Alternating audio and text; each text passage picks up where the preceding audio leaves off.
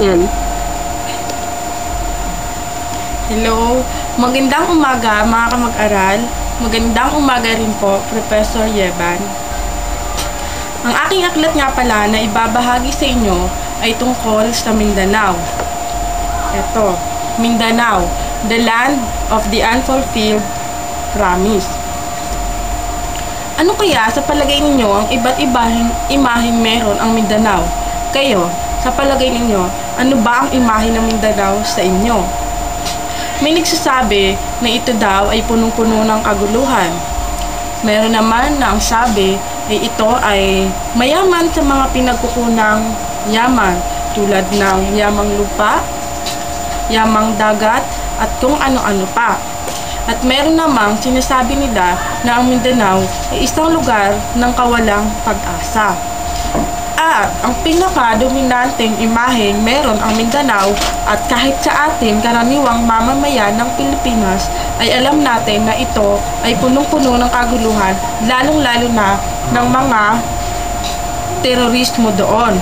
Nakikita natin na maraming mga pinapatay at marami ring mga hostage. Pero kung lilinawin natin, ano ba nga ba meron ang Mindanao? At ano nga ba ang sinasabi ng aklat na ito na kung bakit sinasabi niya na land of unfulfilled promise ang Mindanao? Mga kamag-aral, kaya sinasabi na ang Mindanao ay tinatawag na land of unfulfilled promise. Tingnan muna natin kung ano nga ba ang meron sa Mindanao. Unang-una, ang Mindanao ay mayaman sa yamang lupa. Ito ay ang mayaman sila sa mga pananim. Dahil sa kanilang kayamanan sa lupa at malalawak na lupain, ay marami silang mga tanim na palay. At unang-una, sila ang pangunahing tagapag-supply ng mga pinya at saging.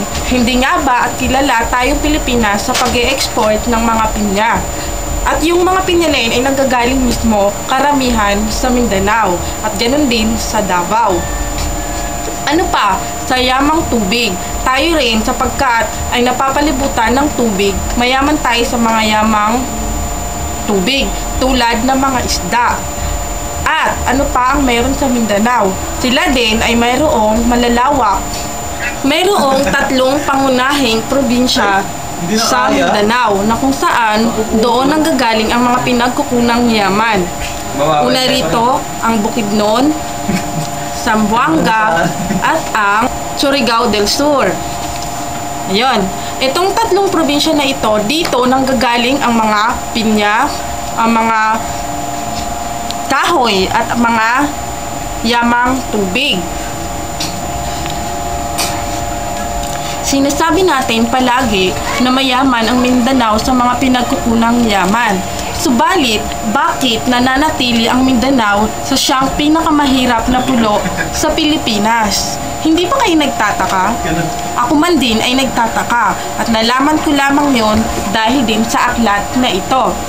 Sinasabi na dahil sa tinatawag na internal colonialism. Ano nga ba tong internal colonialism na ito? Alam nyo ba na napakasaklap isipin na tayo mismong mga Pilipino ang siyang dahilan kung bakit nananatiling mahirap ang Mindanao, na kung tutuusin dapat tayo ang siyang dahilan at ang siyang pangunahing tumutulong para mas lalong umunlad ito. Alam nyo ba na dahil dito sa tinatawag na internal colonialism na ito ang nagiging hadlang sa pag-unlad ng Mindanao. Kaya nga, ano nga ba ang internal colonialism? Itong internal colonialism na ito ang siyang dahilan katulad ng halimbawa, ang mga kayamanang meron sa Mindanao, halimbawa ang mga kumpanya ay nag-i-invest sila sa Mindanao, ang kanilang kita ay hindi nila o ang kanilang mga buwis ay hindi nila ibinibigay sa Mindanao sapagkat ang mga opisina ng mga kumpanya ay nasa Maynila, kung saan ang Maynila ay nasa Luzon, doon sila nagbabayad ng buwis. Kaya ang buwis na nararapat na nasa Mindanao ay hindi napupunta sa Mindanao, bagkos ito ay napupunta sa Luzon. Kaya walang pera ang Mindanao. Ano pa ang mga internal colonialism na nangyayari dito? Katulad na lamang sa yamang dagat. Alam nyo ba na karamihan sa mga isda na nanggagaling sa Pilipinas ay karamihang nakukuha sa Mindanao? Kaya nga lamang ang mga fish port ay itinayo sa mga katulad ng lugar ng katulad ng Cebu at ng Luzon. Kaya ang mga isda na nanggagaling sa Mindanao ay sa fish port ng Cebu ibinababa o di kaya sa fish port ng Luzon. So nangangahulugan ulit na ang buwis na para sa Mindanao ay hindi na pupunta sa kanila, bagkus napupunta ulit sa Cebu. Kaya palaging napag-iiwanan ang Mindanao. Yan ang mga dahilan kung bakit hindi pa rin mayaman ang Mindanao sa ngayon at hindi pa rin sila nagiging fully developed sapagkat hindi sila pinagtutuunan ng pansin.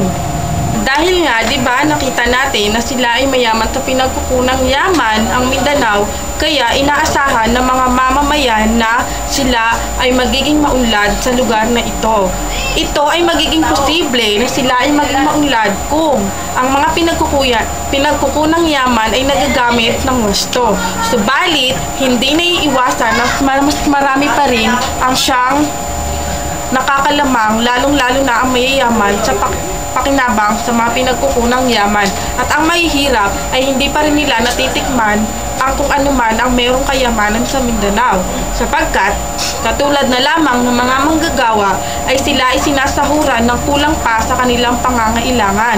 At ang masigit na nakikinabang ay ang mga may-ari ng mga kumpanya. At dahil dito, nananatili pa rin mahirap ang Mindanao at kung ano man ang ipinapangakong kasaganaan ng kayamanan ng Mindanao ay hindi pa rin nila nakakamtan magpasa hanggang ngayon sapagkat hindi na nagagamit ng wasto ang pinagkukunang yaman ng Mindanao.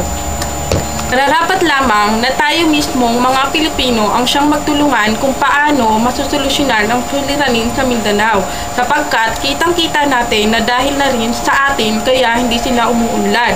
Mararapat lamang na unang-una kung ano ang kayamanan na meron sila ay dapat sila ang unang makinabang at kung ano ang para sa kanila ay dapat mapunta sa kanila. Kaya dapat lamang na siguro ang gobyerno ay gumawa at kumilos ng paraan kung paano matutulungan ng Mindanao na mapakinabangan nila ang kung ano ang meron sa kanila at makamtanan nila at malasap ang kayamanan na para sa kanila.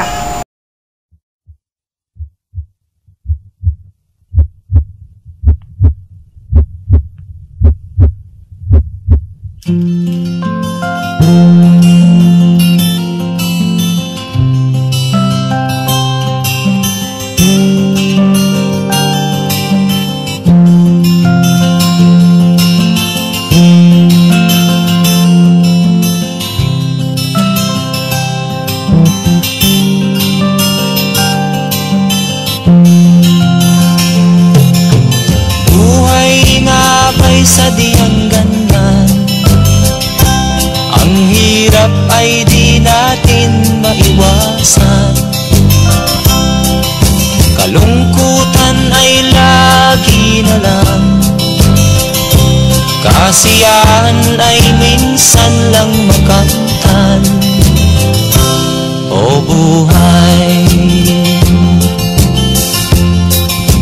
kahit sa mga mayaman ay di lubos ang kanilang kasiyahan. Sa buhay ng mahirap ay gayon din, lalo pat kay dami mong mga utang. O buhay,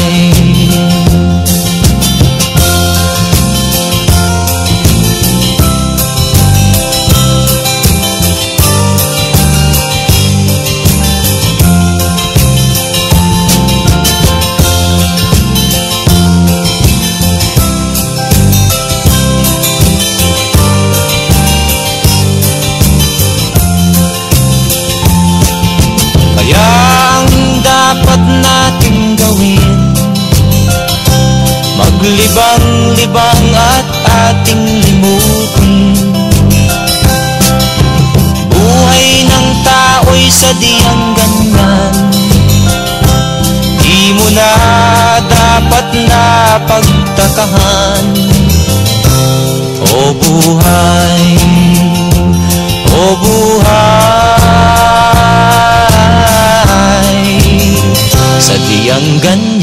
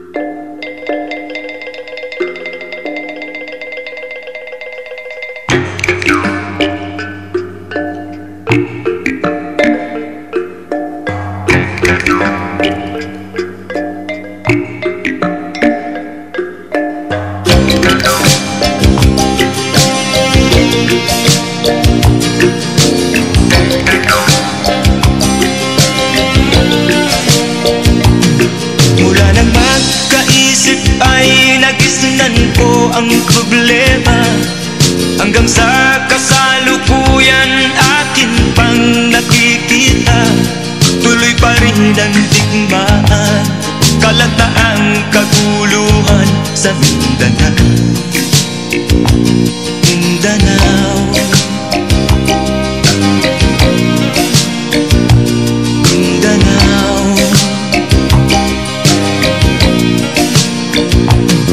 Mga mamamayan doon ay takot ang nadarama, hindi malaman kung ano ang gagawin sa kwit-kwina.